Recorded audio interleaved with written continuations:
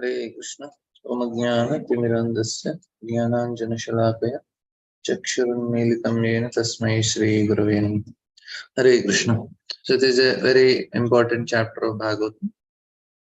This is the first set of prayers we are going to hear, and especially this section we have seen the qualities of Uttara, how she is taking shelter of Krishna. So here, Prabhupada, we discussed how she was the fortunate in every respect, and how Uttara was not ashamed to express this frankly before Lord Krishna. And Uttara was the daughter of a great king, wife of a great hero, student of a great devotee, and mother of a good king. So she is fortunate in every respect. And herself, she is the most surrendered of all the devotees who are present there.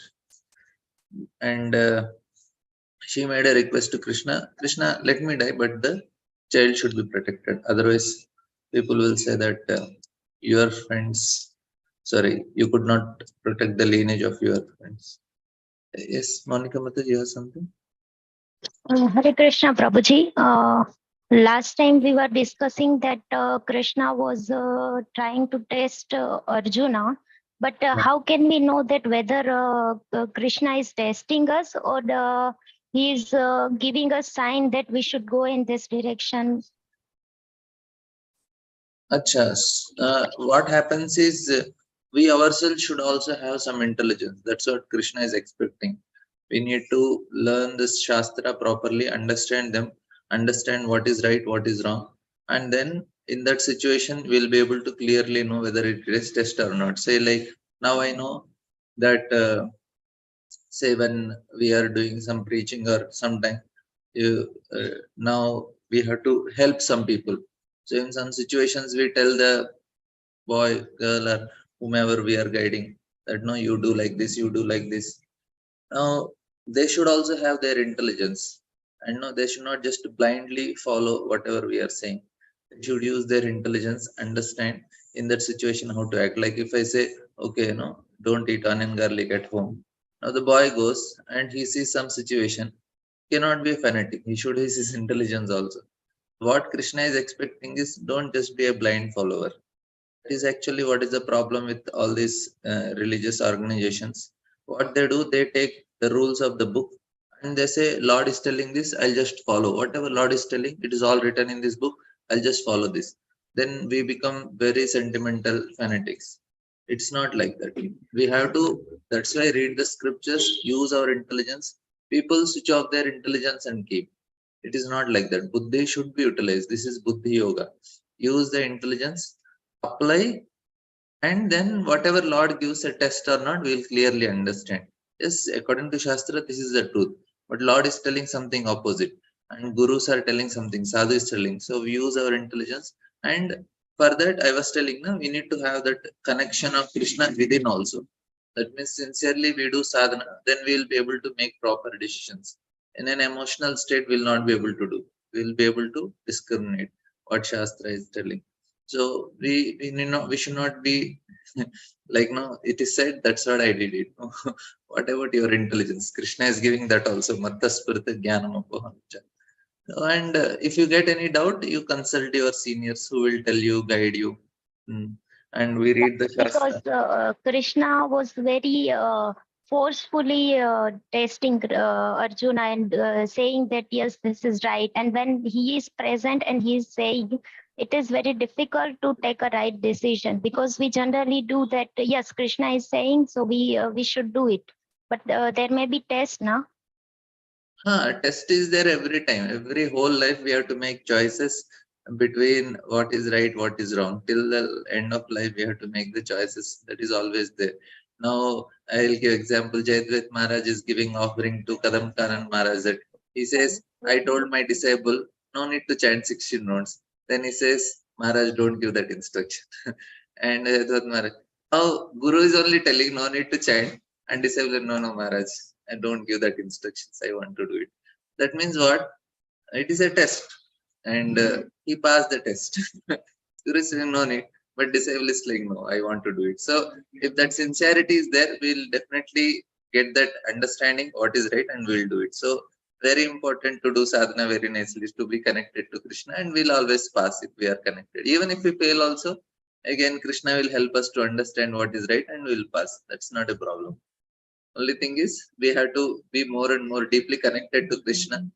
Try at least to do proper sadhana. That is only our connection to Krishna.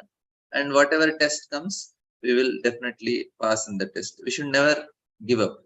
Just say, okay, Krishna, I failed it. But again, you give me another test. I will try my best to pass. So it's a test for Kadam Kanwaz. Last till end of death life, you are getting test. And he is sincere, so he is passing. So like that, we'll also get test, but they have to know, okay, I have my conditioning, but ultimately I want Krishna. So Krishna will say, okay, don't worry, he will help. Okay, Mataji. Yeah, Prabhu. Thank you. Hare Krishna. So here, then Sutta Goswami said, Upadharaya Vachastasya Bhagavan Bhakta Vatsala. So here, Sutta Goswami is saying, having patiently heard her words, Lord Sri Krishna is always very affectionate to his devotees, could at once understand that Ashwatthama, the son of Dronacharya, has thrown the Brahmastra to finish the last life in the Pandava family. Purport. The Lord is impartial in every respect, but still is inclined towards his devotees because there is a great necessity of this for everyone's well-being. The Pandava family was a family of devotees, and therefore Lord wanted them to rule the world. That was the reason he vanquished the rule of the company of Duryodhana and established the rule of Maharaj Yudhishthira. Therefore, he always wanted to protect Maharaj Parikshit, who was lying in the embryo. He did not like the idea that the world should be without the Pandavas, the ideal family of devotees. So when Lord is showing little partiality, he is not just doing for them; he is actually doing for the whole world. So he wants that the whole world be benefited by that, because if devotees are ruling, then the world will be benefited. That is what Lord is doing. Lord is seeing the ultimate well-being of all living entities. If somebody is very good ruling, he will help all living entities progress. And here we can also understand that Krishna listened uh, to her speech, and now it is said that he listened with great uh, Lord listened with patience. So patiently heard. So Lord is never in hurry. So he's not in a hurry for anything. He's always cool. So he's casually, coolly, he's hearing what is Uttara speaking. So he's always cool. He's not in so much hurry. That is very important. So slowly, the devotees also come, of course, when they are in danger. Now, Bhagavan Bhaktavatsala is, a Bhagavan is one who is ready to sacrifice everything for the devotees and always come to the aid of devotees. That is Bhagavan Bhaktavatsala. So with this in mind, so we should also uh, remain calm in all situations. That is the point here. And Krishna understood it that Dronastra Abudhyata. So this foolish son of Drona, he did this. And now Krishna, in this next shloka, what Krishna is doing is he's coming to the rescue of Uttara. He says, foremost among the great thinkers, Munis, Saunaka, seeing that the glaring Brahmastra proceeding towards them, the Pandavas took up their 5 respective weapons. Purport. The Brahmastra are finer than the nuclear weapons. Ashwatthama discharged the Brahmastra simply to kill the Pandavas, namely the 5 brothers headed by Maharaj Yudhishthir and their only grandson, who was lying within the womb of Uttara. Therefore, the Brahmastra, more effective and finer than the atomic weapons, was not as blind as the atomic bombs. When the atomic bombs are discharged, they do not discriminate between the target and others. Mainly, the atomic bombs do harm to the innocent because there is no control. The Brahmastra is not like that. It marks out the target and proceeds accordingly without harming the innocent. So they are more subtle, finer weapons. And here, the Pandavas take up their weapon, but in the next shloka, what Sutta Goswami says, the Almighty Personality of God, Sri Krishna, having observed that the great danger was befalling his unallowed devotees who are fully surrendered souls, at once took up his Sudarshan disc to protect them. Sudarshan, very pleasing vision. So now Prabhupada is telling that the Brahmastra, the supreme weapon released by Ashwatthama, was nothing similar to the something similar to nuclear weapon, but with more radiation and heat. This Brahmastra is the product of more subtle science, being the product of finer sound, a mantra recorded in the Vedas.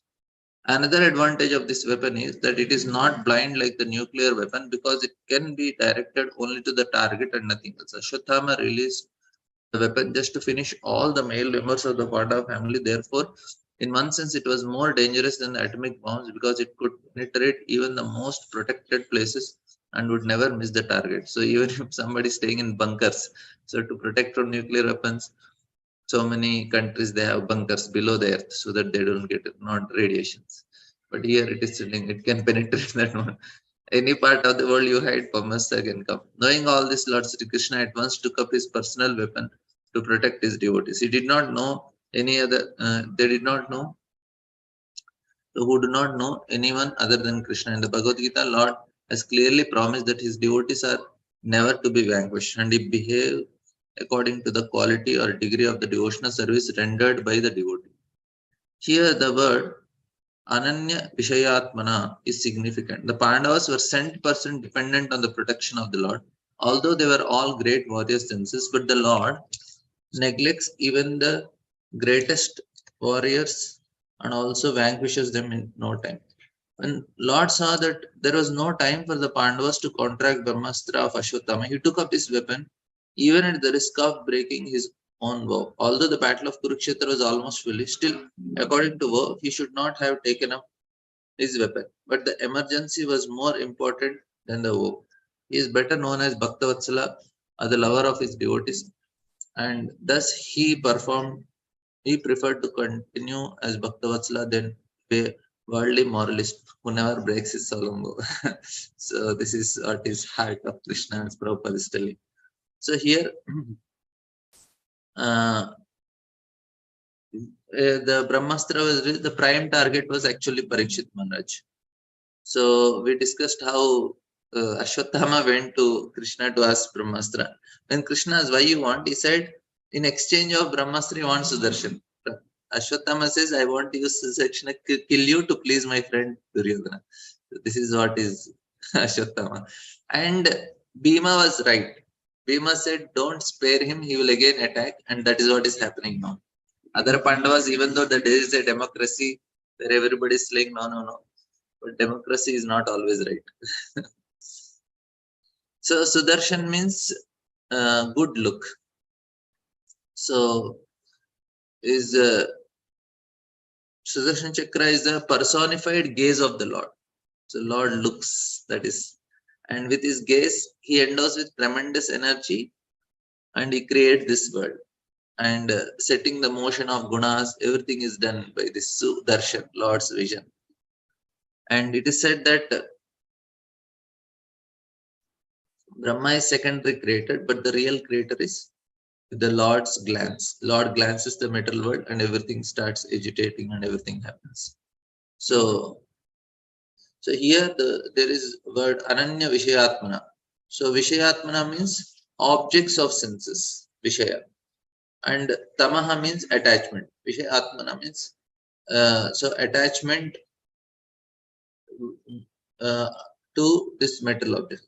But Ananya Vishayatmana means those who are not attached to anything in this matter world, but only attachment to Krishna. That's why they are Ananya Vishayatmana. So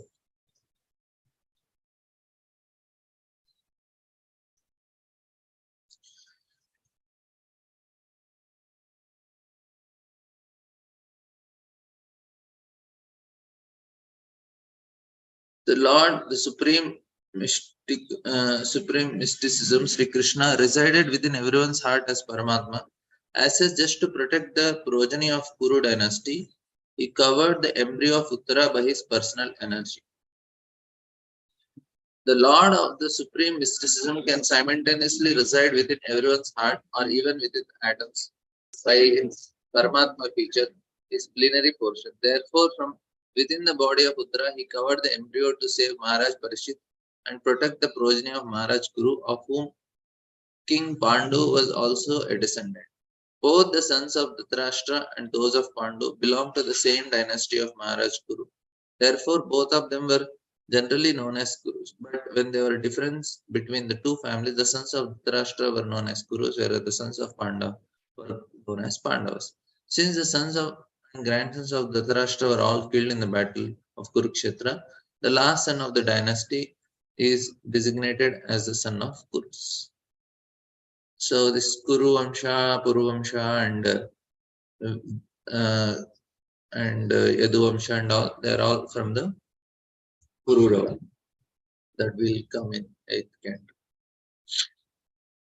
And then also on the glory of Bhrigu family, although the supreme Brahmastra weapon released by Ashwatthama was irresistible and without check or contraction, it was neutralized and foiled when confronted with the strength of Vishnu, Lord Krishna. In the Bhagavad Gita, it is said that the Brahmajyotiya, the glowing transcendental effulgence, is resting on Lord Sri Krishna. In other words, the glowing effulgence known as Brahma Tejas is nothing but the rays of the Lord. Just as the sun rays are the rays of the sun disk, so this Brahma weapon also, although materially irresistible, would not surpass the supreme strength of the Lord. The weapon called Brahmastra released by Ashwatthama was neutralized and foiled by Lord Sri Krishna by his own energy. That is to say, he did not wait for any other's help because he is absolute. So we have 2 more shlokas before we start prayer. So, O Brahmana, do not think this to be especially wonderful in the activities of the mysterious and infallible personality of Godhead. By his own transcendental energy, he creates, maintains, and inflates all the material things, although he himself is unborn. The activities of the Lord are always inconceivable to the tiny brain of the living entities. Nothing is impossible for the Supreme Lord, but all his actions are wonderful for us, and thus he always beyond the range of our conceivable limits. The Lord is all powerful, all perfect personality of Godhead. The Lord is 100% perfect, whereas others, namely Narayana, Brahma, Shiva, the demigods, and all living beings, possess only different percentage of such perfections. No one is equal to or greater than him. He is unrivaled. So, some more important points to understand that.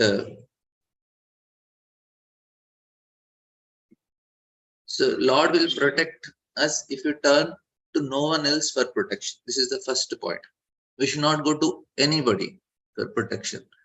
No, that's why astrology, people go to astrologer, but then they will give some suggestions of puja and all. That is very risky. Ultimately, if you have trust on Krishna, he will protect in any situations. Even if things don't happen in our life the way we want, we have to understand that this is also a manifestation of his protection only. And because he himself says, Kaunte pratijanehi name bhakta pranishati, I'll take care. So whatever Lord wants, it's his way it will happen. And now here Krishna protected the Pandavas with Sudarshan Chakra. But Maharaj Parikshit himself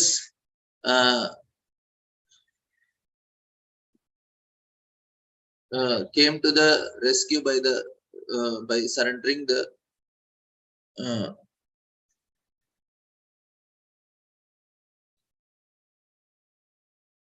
but for Parikshit Maharaj, he went into the womb of Uttara because it burned the fetus in the womb. So that is the point here. This is inconceivable power of Krishna. That's what Sutta Goswami is telling to Saunaka Rishis, that he has inconceivable power beyond the limits of laws of material nature. That is the point here. And he says that even though this may be Lord is beyond the rules, it does not matter for you. And then now the next shloka says, thus saved from the radiation of the Brahmastra, Kunti, the chaste devotee of the Lord, and her 5 sons, and Draupadi, address Lord Krishna as he started for home. So here, this is the important section. So in this chapter, what happened is first part is where Krishna is living to how Ashwatthama was uh, released, and then Krishna was living to Hastinapur. Uttara comes for protection, and Krishna protects. Now, this is another important section. This is the most important section. We will have to know what are different types of prayers. We know these prayers, three types of prayers: Lalasamai, Danya Bodhika, and Samprapnat. We will try to discuss them. Maybe we will see what are the three types of prayers. Tomorrow I will take that. It's very important. And now we'll start with first two, three prayers. We'll try to understand. Very, very helpful. It answers many philosophical questions. This is very important for us to understand them, and not only understand. To understand is very important. Is we have to speak about it to others. We will be able to remember it very nicely. That's the way. That's why even though I don't have realization, I am trying to repeat them so that it will stick to my memory. That is the main reason. Personally, we get benefited if you repeat. So please try to, if you, I will try to send some notes as possible for this, especially Kunti's prayers. This is very important. I want you to, and after the notes, you take the notes and you try to repeat to others or repeat to yourself or discuss with your friends. It will be very helpful. I'll try my best to send the notes, but at least first we have to hear. So here the purport proposes Kunti is described herein as Sati or chaste because due to her unalloyed devotion to Lord Sri Krishna. So Sati because Mam Choyo Avyavicharena Bhakti Yogena Seti Avyavicharena and chaste. Her mind will not be her mind will now be expressed in the following prayers for Lord Krishna. A chaste devotee of Lord does not look for others, namely any living being or demigod, even for deliverance from danger.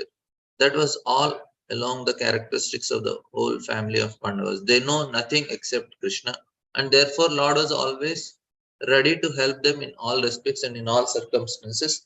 That is the transcendental nature of the Lord. He reciprocates the dependence of the devotees. One should not therefore look for help from imperfect living beings or demigods, but one should look for all help from Lord Krishna, who is competent to save his devotees. Such a chaste devotee also never asks the Lord for help, but the Lord, out of his own accord, is always anxious to render it. So now this is what is a greatness. I'll just tell some things about Kunti Maharani.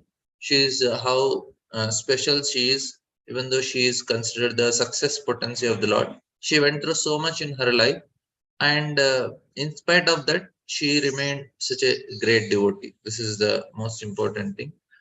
Like when she was very small, she was actually born to Surasen. She is also sister of Vasudev, and Surasen she gives in adoption to Kunti Bhojan. And I will not go with the detailed story, but some questions about Kunti Maharani which need to be known, like about Karna, why she abandoned Karna. Now, what happens is Durvas Muni, when he comes to Kunti Bhoja's kingdom, she serves him very sincerely, very nicely. Durvas Muni gets pleased. Kunti Bhoja wanted her to serve Durvasa so that she gets his blessings. But now Durvas Muni, she's just 12 years old and not understanding that you have to what type of blessings you should give to which age. Because uh, like Durvas Muni, I don't know why he gave that time, but he gave, but it was a wrong blessing because for a small child, 12 years old, and you are giving such a very important blessing that oh, whomever you call, you can have children from them. Now, because you give something to children, they become curious, and she sees the sun god, and she wanted to test whether it works or not, and she calls. And sun god comes and says, "No, I want to give you the child," and she says, "No, no, I'm not married. I don't want." Now she says, "No, you called me, and I had to give." Now, how can you blame a child whether it is a fault of Durvas Muni? And Sun God should understand, okay, now I'll not give after maybe 10 years I'll give. Sun God could have considered he has to forcefully give to them. So is it a mistake of Durasmuni, or sun god, or Kunti. So she's not alone responsible because she is innocent. And you give something to a child, and out of curiosity they do a mistake. And person who is elder, he should consider it, but they did not consider. And then all blame is kept on Kunti. And she made sure that Karna is also ended up in a nice place, and then she she continues to live the way she is, because that time the social environment will not support a woman having a child before marriage. So that was also the situation. So in Karna's case, what blame we do on Kunti is not actually completely. Uh, she's not alone responsible for that. She was forced in that situations and she didn't had option. And not that she is abandoned. She is taken care. This Karna is not abandoned. He's taken care. Not that he didn't have food or no, he's suffering from anything. No, he had nice food. He has nice childhood. He had loving parents. Most importantly, Karna don't know that Kunti is his mother for quite a long time. That means what? Say if somebody from childhood he is having mother and father, he'll not have any problem. Karna cannot blame game that no, I was abandoned. Are you already how you know you are abandoned? You had from childhood, almost from birth. You have mother and father; they are taking care of you. Not that you had a very painful childhood. They are nice, loving mother and father. They are nicely taken care. So he never know till many years that he is son of Kunti. He had nice mother and father. So there is no problem for Karna in that regard. This is the first thing. And then Kunti, she had children from other demigods. So now Mahabharata, just in one shloka they tell that Kunti got children from them. The details are not given. How she got, it is said they invoked these demigods and then they gave the children. Now there are many ways the children are born in the previous ages. Now in Kali Yuga, there's only one way remain. If you take Astika and all, then say it says, okay, to the wife, okay, you have the child and the child is born. So just by touch, just by blessing or giving some sweet rice in the case of Lord Rama, when you do Puttakameshti Yajna, they get a sweet rice comes. Just the sweet rice, Ram Lakshman Bharat. In some cases, just blessing the child is born. In some cases, just by touch the child is born.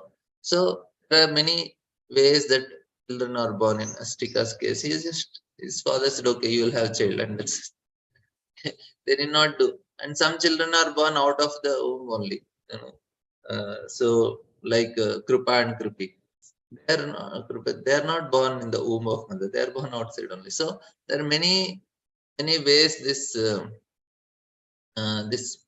process happens. So it is not mentioned in Mahabharata. So you cannot say that Kunti, how she can be like this. So this is another point.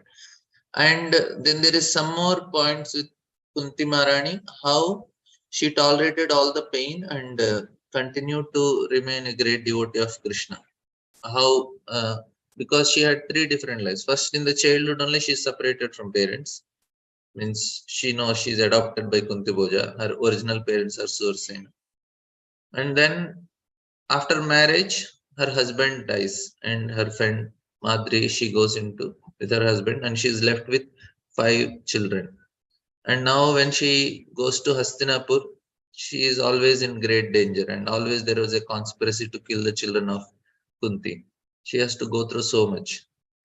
And Krishna comes and gives some solace, and Kunti Maharani is crying with Krishna.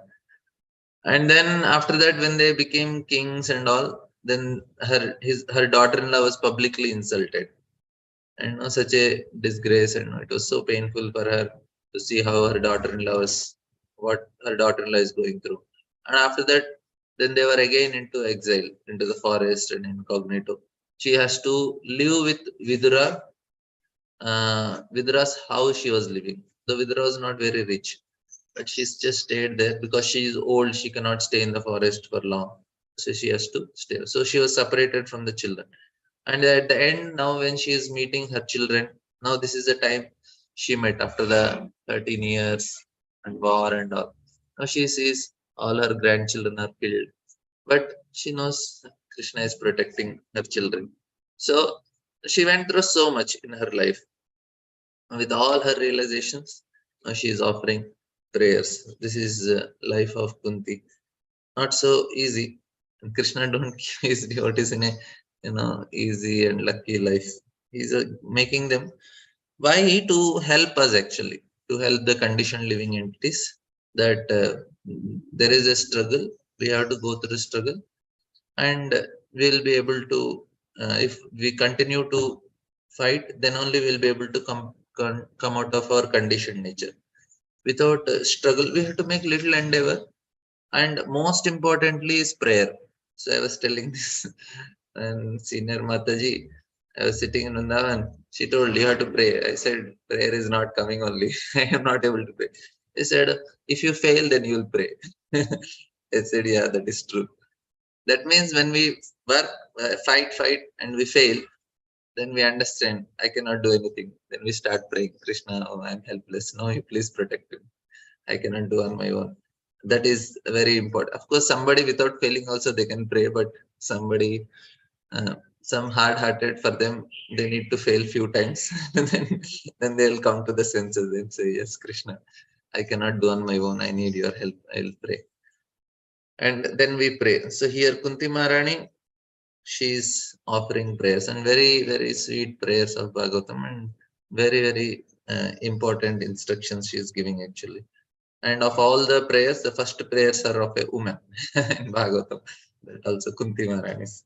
She's and after that is Bhishma's. The first prayer starts because Shrutena Arthena Chanjasa. So Dashamasha Vishuddhanam Navanam Lakshanam. All these Varnayante Mahatmana Shrutena Arthena. Shrutena Arthena is, we can understand Krishna, this 10th topic of Bhagavatam is Ashraya, that can be understood by prayers and the storyline, the pastime. So Shrutena is the prayers. So here Kunti Maharani's prayer. Every canto you'll have so many prayers after prayers after prayers, because that is the way we can understand. It's not that they are just writing something poetically. They are actually seeing this and they are writing. They are in the trance. They are observing this and then they are writing. So uh, we will at least try to do one shloka today. Kunti Uvacha Namaste Purusham Tvadyam Ishwaram Prakrite Param Alaksham Sarvabhutanam Antarbahiravastitam. And the recommendation is Kunti's first to last all prayers we can recite. Approximately some 30 will be there. Very easy. Maybe what we can do every day when we start, we will try to recite all the prayers, and so that you will memorize them. I will read all the prayers once for you. Maybe it will take 5 minutes, and then we will go further, and then shloka by shloka. In that way, it will help you. Some prayers whole we can learn. Kunti prayers, Gopi Geetam, Venu Geetam, Prahlad prayers, Brahma's prayers in 10th canto, and Vritrasura's 4 prayers only. And there are 4 prayers of Rukmini Devi. She writes love letter to Krishna, first original love letter. That is also very nice. And then there are, so these are very important prayers we can memorize from Bhagavatam. Kuntis, and starting with Kuntis, Vitrasur, Prahlad, Brahma, Gopi Geet, Venu Geet, and there is also Pranay Geet, that is also there, and then we have Rukmani's prayers. So these are the prayers we all can learn, which will be helpful. We can recite whenever you are doing the service for the deities, when you do Abhishekam, dressing for the deities, or you are making offerings and you are making the lords for rest. That is the time we can offer these prayers. And Vaishnava songs also same thing we have to learn in that way. We in the night we can sing Vaishnava songs for when you are keeping your lords for rest and giving them bhoga and arati. And morning time when you do Abhishekam, dressing and all for the deities, that is the time we can recite Bhagavatam prayers. Every day we'll be in touch with Bhagavatam in terms of prayers. And what you can do, you can take a printout of the prayers, keep in your altar where you can see while doing service, you will recite. You play the recording and see them, and slowly you'll learn. And later on, Brahma Samhita also. Later on, without seeing also, while doing all the services, we can recite the prayers. Of course, it becomes mechanical, but you can try to do it. This is very much helpful. And Prabhupada gives in the purport of Gajendra Moksha that Gajendra previously he was King Indradumna because he was remembering the prayers, and that's why. Sorry, Gajendra prayers also we have to remember. Kunti, Gajendra, Prahalad, Brahma. These are very very Vatrasur, Rukmini. They are very very most important. Gajendra's prayer, especially somebody is in very great difficulties and dangers, that prayers very much help. So we can learn them and it will be helpful. Yeah, Bhishma Stuti also. It is little tough, but others are easy. Maybe I didn't learn them, Bhishma Stuti. I learned other prayers, so that's why I'm recommending whatever I am doing. You can add to your list Bhishma Stuti also. So we will do this first shloka at least. This is a very important shloka. Very nice commentary and purports. Prabhupada also and Acharyas also. Namashe Purushantvadhyam Ishwaram Prakriti Param Laksham Sarvabhutanam Antarbhiravastitam. So in this shloka, Kunti Maharani is saying, Sri Kunti said, O Krishna, I offer my obeisances unto you because you are the original personality and are unaffected by the qualities of material world. You are existing both within and without everything, yet you are invisible to all. So here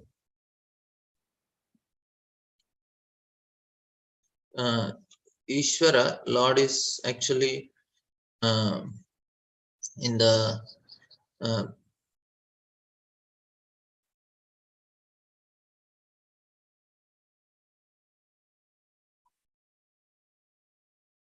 so here Kunti is calling Krishna as Ishvara. So Ishvara means kartum akartum anyata kartum yah smartum sa eva Ishvaraha. That means God can do whatever He pleases, remake whatever He had made, and make everything different. He creates this world and He also destroys it with while remaining unchanged. So all these things are applicable for God. Kartum, akartum, anyata kartum, yes martum, sa eva Ishvaraha. So this is a definition. Therefore, is also called Achyuta. He can do whatever he pleases, remakes whatever he has destroyed, and remain unchanged. Remake whatever he made, makes everything different. He creates, destroys, and remain unchanged. And is also Achyuta. Achyuta means infallible, unchangeable, and Aja is unborn also. So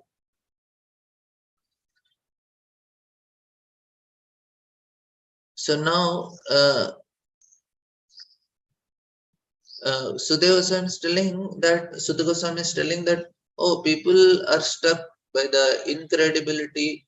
They say, Arey, how can Lord does some things like this, miracles and all? Sudhir Goswami, Arey, what to speak? This whole creation is a miracle by the Lord. So Krishna is Sarva Ascharya Maya. So is the center of all astonishment. So you cannot compare anything here. So that is the first thing.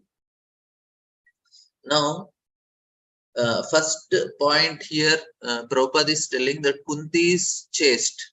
Chastity gives fearlessness. This is the first point. Please remember the first lesson. Chastity gives fearlessness.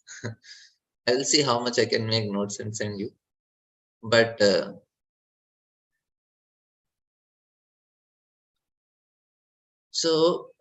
we understood Kunti's condition. In spite of going through so much, she remained unchanged. She remained chaste. That's why she's fearless. And that's why we have to know about her life to understand her prayers. What she went through, how much pain she went through. We will be able to understand her prayers. Yeah, chastity to Guru also. So now, twice Krishna saved Kunti's son. First, first time he advising Arjuna in Kurukshetra and helping them in the battlefield in different ways. Second time, by personally protecting those possessions, and she is seeing through her own eyes and so much love and gratitude, and with awe all these things, Kunti is offering prayers from her hearts. The prayers are coming. So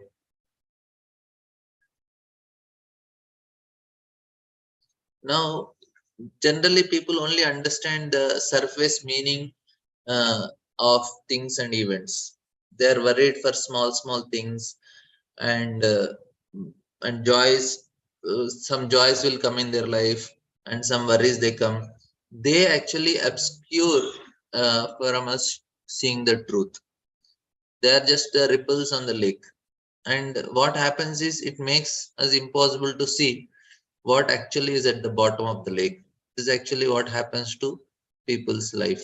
They are not able to see the reality. They just caught up with some temporary problems. Array, some kitchen problem, water problem, electricity problem, or some job or some exams. These are the things, and some joy. Array, some party is there, some marriage is there, marriage party. So all these things, they got stuck up. They have purchased new house, new car, and that pleasure only new mobile finish. But what happens is sometimes a great shock or great sorrow, actually that reveals the inner background of events, and till that which are hidden from our view, we cannot see. When people go through, one of my friend I was telling, his wife died, and within 1 week mother also died. So now he is left with small child. Now very difficult. Now for him reality is completely different only. He sees word in a different way now. So for a pure man who is suffering, it is very sobering to him. He becomes a little sober. Sober means now he is not whimsical and he is just enjoying. So that is actually very, the veil of Maya is removed for him. The illusion energy is gone for some time.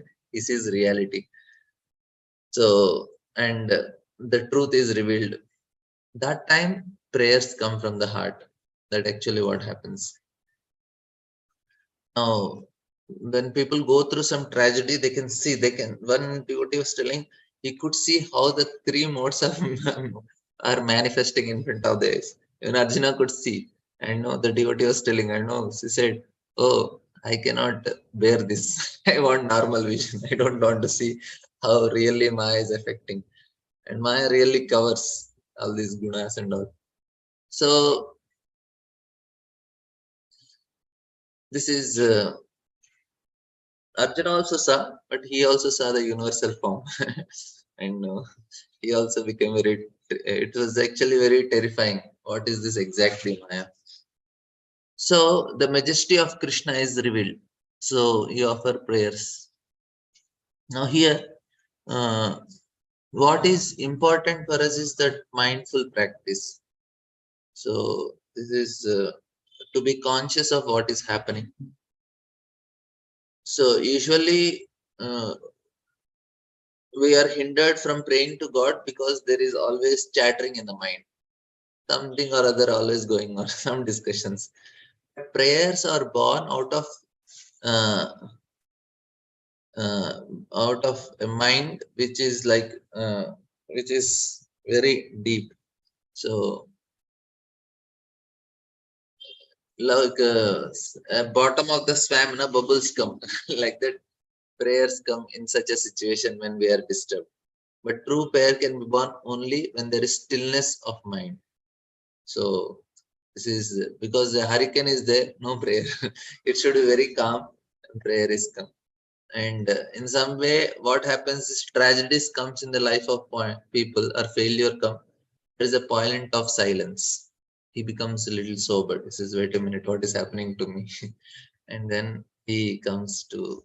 So that's why it is said that even in Orthodox Christian, they also say that mindful practice. They say so that they concentrate and prayer comes. They are also very good prayers in Christian religion.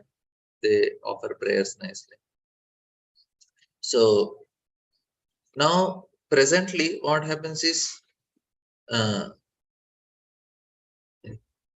maybe I will discuss on the prayers tomorrow more detail. Some points I wanted to make now. So first is repetition is very important for prayer. That's why we chant. That means we are repeating. So repetition of the mind. So even in other religions also this repetition is there. We chant Hare Krishna, Krishna Krishna, Hare Hare, Hare Ram, Ram Ram, Hare Hare. So this is the first aspect of prayer. We have to repeat it again and again.